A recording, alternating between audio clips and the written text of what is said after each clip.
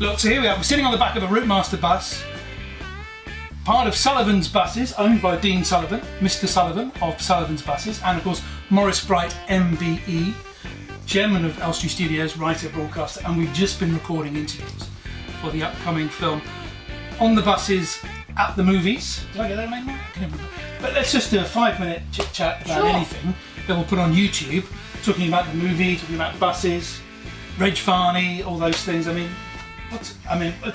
How amazing these films are still so popular.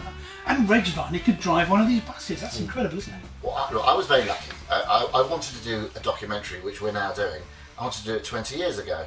So I managed to contact Reg Varney, and they said, yeah, come down and interview us. And we had to go down to Devon.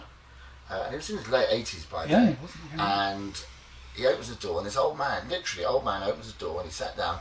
And as we spoke to him, and as I did the interview with him, years just dropped off him, and he became a performer again. And by the end of it, he's playing the piano. And it was wonderful to interview him, the late Stephen Lewis, who played Blakey, Anna Karen 20 years ago, the producers, the writers. And so this footage was going to be used for a documentary, but nothing happened, and it's been just sort of hidden away. And now you, Richard, and your company, I'm delighted and proud and honoured to say, are putting this together. So I'm going to thank you for it. No, but wow, we've got Reg Varney, Yeah. we've got Anna Karen, Stephen Lewis, we've got Roy Skeggs. We managed to do some. We did some repair work and some restoration, and we've recovered over an hour's worth of interview, never before seen, with Ronnie Wolf, Ronnie Chesney. Yeah. So we've got some fantastic source material. We've been out talking to some new people. Brian Reynolds, Phil Campbell, who worked on the first two films.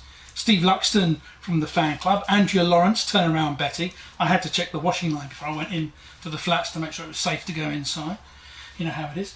And then of course we're hitting Dean here with the bus. It just all seemed to have come together. And what's so amazing is, even though it was 50 years ago, and okay, the films are a bit saucy and maybe not the sort of thing that might be made today, there's still an affection for those kind of films, and just everybody wanted to get involved. There's still a very strong fan base. I mean, when you look at the stuff that they're doing on Facebook, I mean, they're picking up members all the time. And you would have thought for something that went out 50 years ago, I mean, yesterday was the anniversary, the 1st of August, when we're filming this, you would have thought that by now interest would have waned. But it's still so iconic that there's more generations, younger generations, who are finding it a fascinating series of TV shows and the free films, that they're turning to this as something, as a great British comedy. My son, he's almost 25. He watches Friday Night Dinner, Gavin and Stacey, all the BBC Three comedies, loves all the modern comedy, but he also likes the classic sitcoms. He loves On the Buses, Dad's Army, Ain't Half Hot Mum. And he knows that they wouldn't be able to make that type of thing today because life and style has changed. But he knows that's what he says. Is that what it was like, Dad, in the 70s? I'm not that old, but that's what it is. It's if you take it as part of social history, I'm not. I was alive, just about. It's part of social history, and I think that's how you look at it. You revisit them now. They're constantly on some of the streaming channels or some of the ITV3 channels and stuff like that. And you get an opportunity to revisit again and just take a moment to say, well, that's what it was like all those years ago, and have a laugh. But you take On the Buses as one example. But what I think is fascinating, you mentioned all the comedies your son likes to watch. People still love old British vintage comedy, whether it's on film or on TV. Dad's Army, it's hugely popular even today. Yeah. It's just film. It's not just TV, but it's film comedy too. Well, it's very interesting that during lockdown recently, not only do we get Dad's Army every Saturday night on BBC Two, but BBC One showed Fawlty Towers. And if you look at the viewing figures, Fawlty Towers was the second top watched comedy of the week. It was getting 3 million viewers. This is 45 years after it was broadcast. Good quality comedy never dies, right? And because of the ability to get DVDs and streaming services and the BBC and the iPlayer and the BritBox, people are saying, oh, give that a try, or I've heard about that.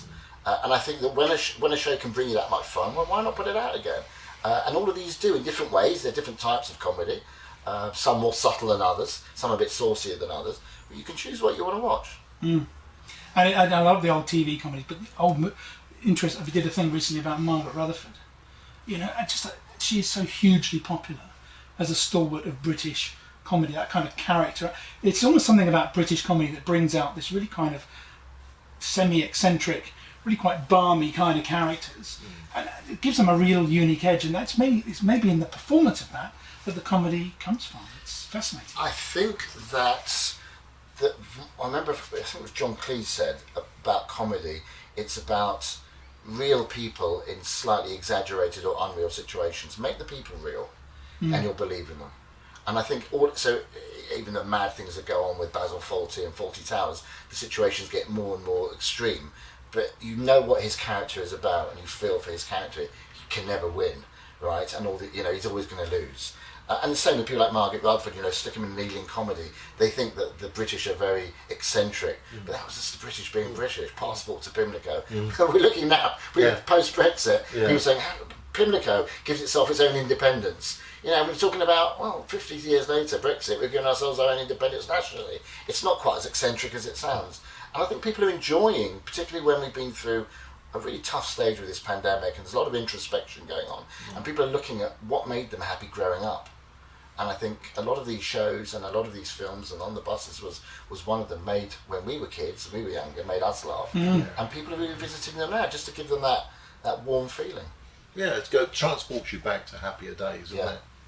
It does, and it's an important point, I think, post-pandemic, or as we're coming out of the pandemic, people are kind of reflecting on what's important in life more, and that balance of work and family and happiness and the things that make you smile. It becomes so much more important, doesn't it? It does. And I went to see the Dad's Army radio show the other day, two very talented performers, Jack Lane and David Benson. And they have permission from the Perry and Croft estate to be able to do these shows. They're the radio shows that the BBC put on in the 70s.